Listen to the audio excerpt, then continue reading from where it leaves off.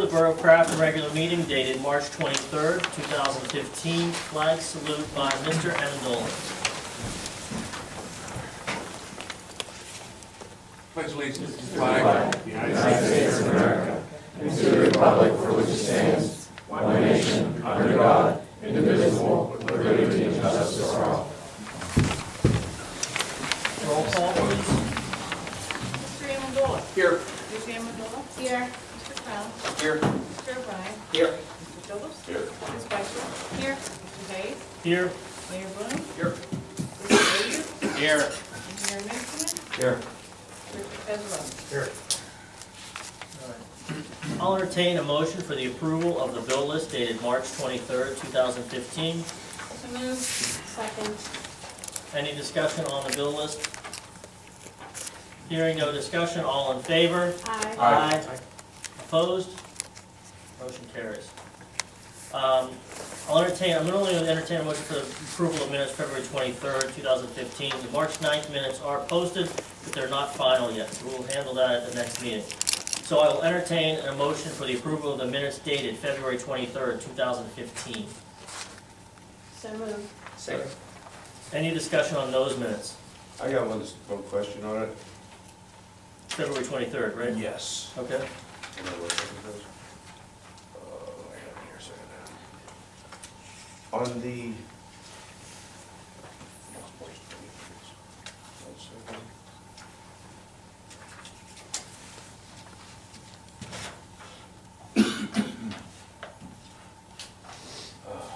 One second, please. On the business agenda, number 2, I voted yes, for the interim manager to extend the contract. What is this Strategic Solutions? That's not the company we were in contract with, was it? That's his new company, it's when he went out on his own, John Train. He's on his own, Yes. so he no longer works with the company we contracted with. No, Did we have a new contract with him because he's on his own? yes. I never saw a new contract. I never even knew he had a new That was company. voted on, when was that? That would have been, it was either, yeah, it was at the end of December. It was at the end of December. He's always had a company, but he was through his parent, and that's where he terminated those from the parent. And we agreed at the, I think it was the last meeting in December. I don't think I was at that meeting. So, yeah, so at that meeting, we voted to switch from them to him, because we did that as a part, because we had an out clause with the other firm, where even if John left, they were on the hook to continue that service. Right. But they got into discussions and said that as long as John would continue, and as long as we would not be left without a manager, we were going to allow them out of their contract. And we did let them out of their contract and extended their contract with John at that same time. So the extension that happened in February was really just an extension now of that new contract that we had had now with John for 2 months. Yeah, I didn't know he was on his own. Okay. Is that contract posted on Covey anywhere? I haven't seen it. I looked. I couldn't find it.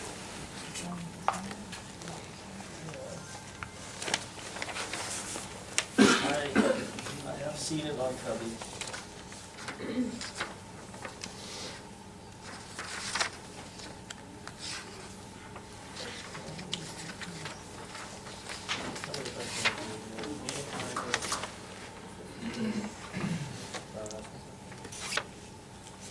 Just give me a moment to see this. It's not? Yeah, I couldn't find it. So does that mean Deb Grass has the backup out of contract? I'm just confused too. So am I. Everything stayed the same in So she now works for John's company? subcontract. I think that's how it's explained. Yeah. She's a subcontractor. She was subcontracting through HRG, now subcontracting through John. But the hours, the time, the costs, it's kept exactly the same as it was with HRG.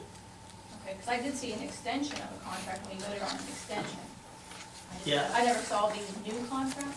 So, I think that was Yeah, that's where Councilman Phillips' question. I just can't figure out how you can give an extension from somebody else's contract to somebody else without having a new contract. Well, the contract exists. The question is where it exists on Covey. So we can find it, make it available, but that was voted on at the 12/23 meeting.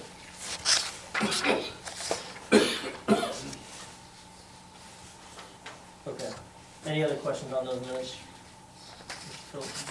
No. Okay, so the motion was made and moved. So all in favor? Aye. Opposed? Motion carries. Okay, citizens' comments. We seem to have 7 people signed up. We'll go down the list in order. First on the list is Dan and Patty Loggeman. Is that right? Yeah. Yeah, on Ewing Road. So please come up to the microphone, state your name and address, and please try to keep your comments to within 3 minutes. I'm gonna be shorter than that. Shorter than that. Thank you. Mr. Mayor, Jim Bloom, and council, thanks. My name's Daniel Waterman, at 240 Ewing Road, I'm Crafton. And it's just about Ewing Road. I know it's been closed for years, and it's an old back road, which everyone knows.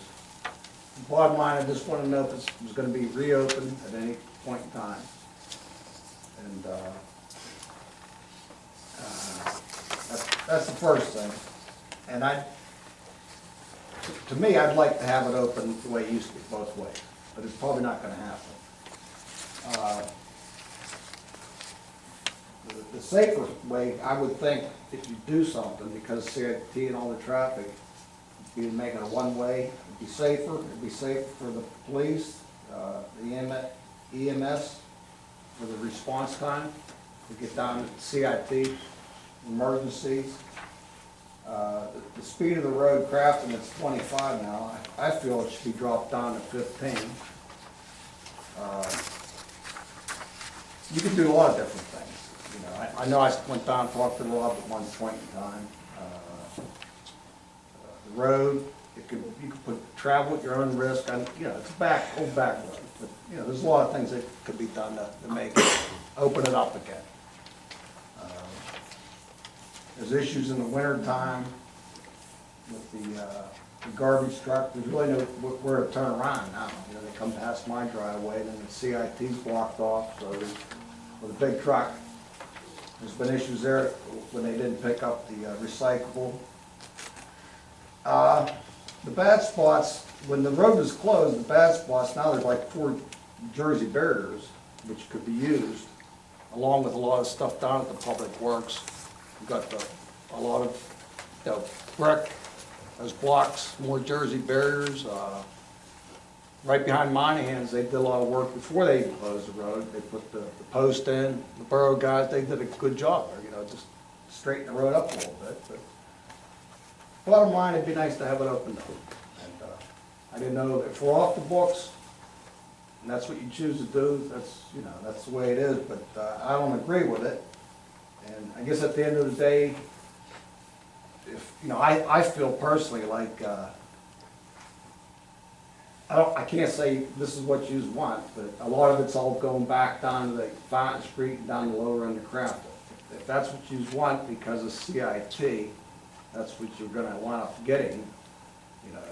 In my opinion, I feel like, you know, do you not want CIT to go open to Crafton? If that is the reason why that road's not open, I'd rather you just let me know and tell me that's the reason, you know, at the end of the day, you know what I'm saying? So, that's all, but thank you. Thank you. Yep. All right, next That on the wasn't list, too easy. next on the list is A little hard, Perry. a little rough. Oh, yeah? Thanks, oh, yeah. I don't know. Are there any more chairs? Coletta Perry, 10 Baldwick Road. I had a few questions that I'd like to address about the EMS motion that's being proposed tonight. First, I actually was wondering, did the agenda get updated online after midday today? Because it looks a little different than I remember it when I looked at it. Or am I just mistaken? Our web person posted it on Sunday, it hasn't changed. Okay, and it hasn't changed, okay, then that's my mistake. Okay, clearly there's been a lot of work done since the last meeting. based on the motion that's up.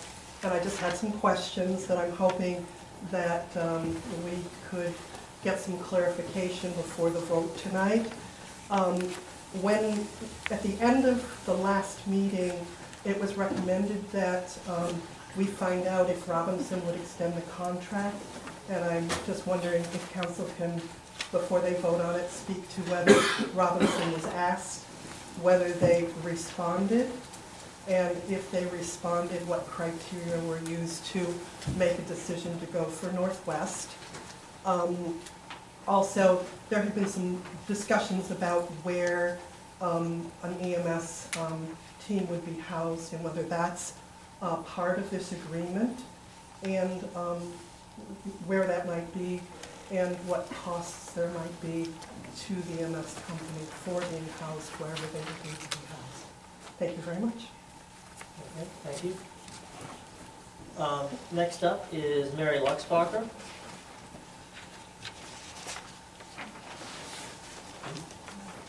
Hey, that needs turned on, I think. This is switching the top. Hi, Mary Luxbacher, 71 Dinsmore. I'm speaking about the swimming pool proposal that you have in front of you, the updated. I know you have the plan, but I thought I would give everybody else the options. We had 3 options that the Recreation Committee met with Mr. Trant and with Rob Kazarowski last week to kind of go through what could we do to get the pool project going without totally trashing everything that, really, it's been about a 5-year process. So we came up with 3 options. Option A would be to turn back all the grant money and just plan for, and budget through the borough, minor cosmetic improvements over the next few years. And the funding would be through borough funds. And the problem would be if we turn back grant money, chances are very good that next time you apply for future grants, you will not be seen in a favorable light. So that's just something to keep in mind. Option B was a new rescope plan where we would have a $500,000 project versus a $500,000 or $1 million project. And construction would start in fall of 2015. And that would provide capital and maintenance upgrades throughout the pool. It would be a multi-phase project, but phase 1 starting in the fall and then continuing into the spring. And $100,000 has already been budgeted in the 2015 budget. We, next year's budget could also contain, hopefully, some money. And we would, instead of taking all the grant money that we received, we would take a partial grant. There's the DCED grant for $250,000 and the DCNR grant for $350,000. We could take, we'd have to get permission about this, but Mr. Tran thought that it would probably work. You could get take partial funding from both of them. That way we wouldn't be refusing grants. So we would still be seen in a favorable light by those entities. And then there is a committee which I chair, it's called the Pull Together Committee, and we've already raised $20,000+, and we would be tasked with, in the next 18 months, coming up with some more money through different fundraising projects. And then option C would be to just keep the project as is at a cost of $1.3 million and using the grant money in full, but we having to match it. So I just wanted to present that. We thought those were 3 viable options. We, of course, hope you at least consider option B. It would be wonderful to consider option C, but we know that's probably not realistic at this time. Unfortunately, monies had not been put aside over the years for any improvements, so that's kind of the problem. Did you have a question? Yeah, as the chair of the rec board, what is your? I'm not the chair, You're not I'm the chair? just the chair of this Pull Together. Pull Together committee, okay. You're on the rec board, Yes, correct? yes. Okay. And I know the rec board, the planning, the people that got together for the recreation plan, There's a lot of activity went into that, a lot of hard work, Right. a lot of effort. Mhm. We Money did was get spent on that. money, yes, time, money. We did get 600,000 in grants. The project is 1.3 million. That includes a new pool, a new bathhouse, you know, the works. What is your opinion? I think 500,000, $500,000 is doable. Talking with Mr. Kazarowski, he really feels that we have a very talented borough crew and possibly not worry as much about the bathhouse and let those be maybe in-house renovations, new toilets, new showers, things like that. And then just focus on the pool itself, because that's kind of the stuff that we can't do, and the pool is degrading.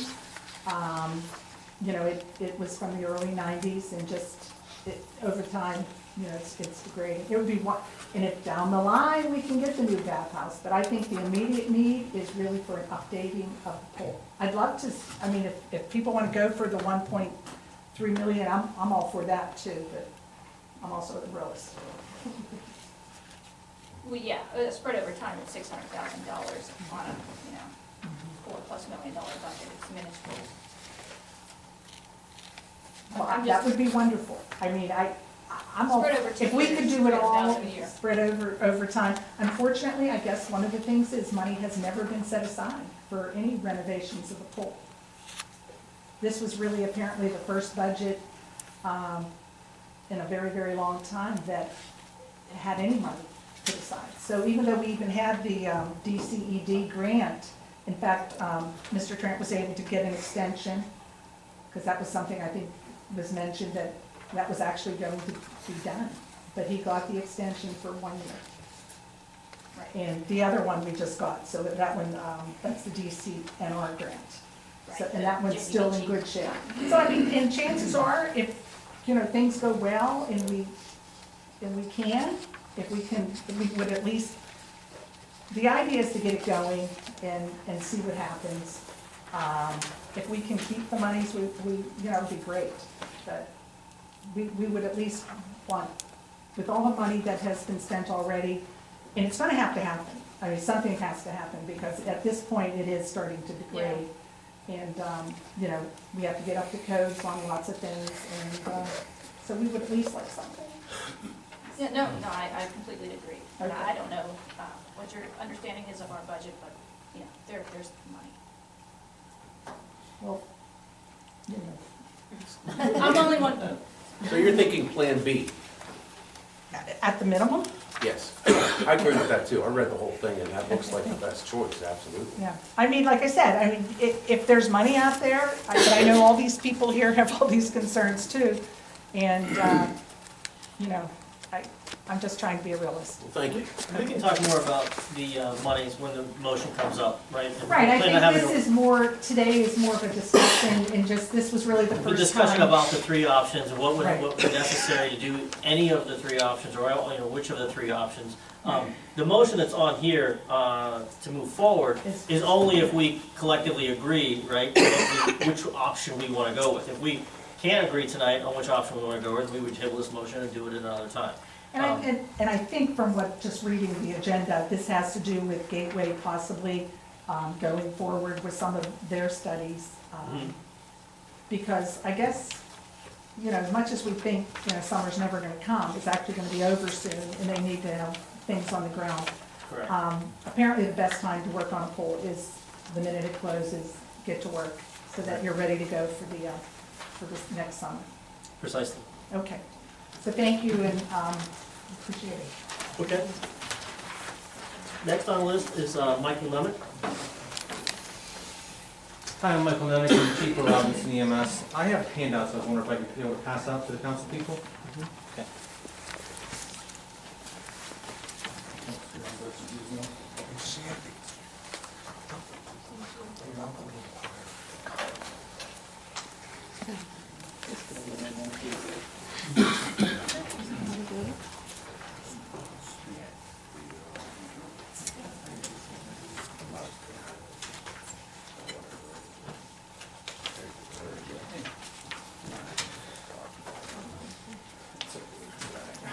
Okay, at the last meeting, Mr. Amendola, you had mentioned that you had 24 months, 26 months of reports of response times for Robinson EMS. And you said in those 24 months, you only found 4 times that Robinson EMS met the 8-minute industry standards. 4 months. 4 months, okay. Not Well, 4 times. if you will notice, the way we get our reports come down from the county, we automatically email them right to Mary. And in those reports, it shows that for the last 24 months, we've been under 6 minutes or 5 minutes, depending on the dispatch. So I don't know where you got the 8 minutes or to have met the 8-minute response times. And also, in the response times, there's different categories. And if you're not familiar with the dispatch categories, there's an E0, E1, E2, E3, and an E4. In the E0 and the E1, those are advanced life support emergency dispatches. The E2 is an advanced life support non-emergency dispatch. And E3 and E4 are non-emergency dispatches. I don't request or respond my ambulance as in an emergency mode for the non-emergency or the non-life-threatening calls. Therefore, the response times are higher. But I'm not putting my crew and the citizens at risk just to beat a certain number. Okay? And in your packet, it shows the different response codes for you to review. Mr. Bloom, you had said that there was a stabbing call that we had that took 14 minutes. Granted, my ambulances were tied up on other calls. Took 14 minutes for the responding unit to get there. If you look in that packet, there is a CAD report that comes directly from the 911 center. Shows that it took them 8 minutes to get there. It was Scott Township EMS, and they did respond in 8 minutes, which is within the industry standards. 24-hour ALS staffing. You said that we were having staffing issues. Yes, we are having staffing issues, but I assure that there's a paramedic in this truck, in this station, 24 hours a day. And the way we do that is, the county we have mobile data terminals that are in our trucks. They're computers that are connected with the 911 center, okay? In that computer, the crew has to log in every single day with their paramedic number and a password, okay? So that paramedic and their EMT log into that MDT, which shows the 911 center that there is a paramedic in that truck covering the borough of Crafton. So if you want, I can have that report run to show that we do have 24-hour coverage in Crafton, okay? The Crafton QRS, there was a heated conversation with the Crafton QRS last time, and if you will see the letter that was sent to the president and also is attached, that the fire department was not given authorization to run their QRS unlicensed or uninspected. They are licensed and inspected now, and I congratulate them on achieving that. But the problem is, they've had 9 dispatches since they got achieved the certification. They've only responded to 1 call. That concerns me, 9 out of 1. Okay? Also, the Crafton Council is considering voting on a contract that is going to financially benefit the Crafton Fire Department. I think that's a conflict of interest since the fire chief and the treasurer of the organization are both on your council. Also, Mayor Bloom's. 3 minutes on this or what? Here's one more bullet, I think. okay. You gave Ms. Lusbacher a lot more time than that. Also, I just need to make clarification on the termination letter that we were given back in December. It said that, we were told after that termination letter that there was going to be an RFP process, that we were going to evaluate. There was all these so-called problems with response times and different things. Well, we were never notified that there was any problems at all. Not once. Not in written, not in verbal. So if there were problems, there was no way for me to correct those problems, which there weren't any anyways, but there was a whole bunch of discussion of problems last time. There was also a discussion in regards to overseeing the EMS operations, okay? Mr. Bloom, did you give direction to the police chief to monitor our EMS responses and have the police officers document how long it took them to get there and whether they were ALS or BLS? It sounds like the police chief has been doing that job for years, since the last time this contract came about, and should have those numbers if you would like to see them, because he did give that directive. And that's all I have. If there's any other thing in here that you need clarification on, I'll be more than happy to explain it to you. Thank you for your time. All right, next on the list is Karen Ionta? Ionta. Ionta? Yeah. Sorry. That's okay. My name's Karen Iwanta. I live at 25 Oregon Avenue for the last 30 years, but I also have property down at Chartiers Avenue. And my question was, or my just comment was, I was just wondering if in the 2015 road paving program for Chartiers Avenue, part of that, I watched Backbone didn't pave, Backbone Road section of Crafton Boulevard been paved since I've lived here, Noble Avenue been paved. Chartiers Avenue, down where my townhouse is, it's right across from Saloni's, is like trying to drive on the moon. I mean, they patch it and patch it and patch it over and over again year after year, but it needs repaved. And I know technically part of them, they say that, well, the one side of that is city, but all the houses that are on that street are on the Crafton side. So, there's nobody else here, but we all would really like to see that road paved instead of just dry patched and filled, as it's been the last 6 years, but this has gotten worse, so. I just wondered if that was part of the road paving for. Okay, Thanks. thanks. Okay. Okay, Susan O'Connor.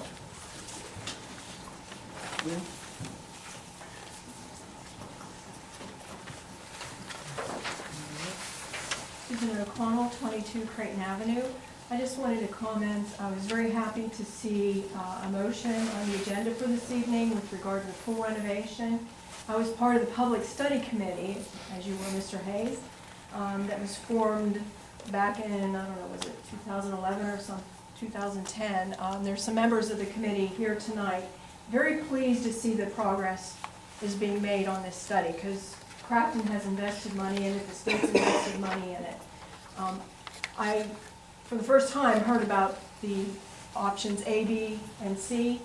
If I may say, if you look at the public study that was published, and I think it's still available on the website for anyone to look at, some of the things that need to be done to that pool and to the bathhouse are critical.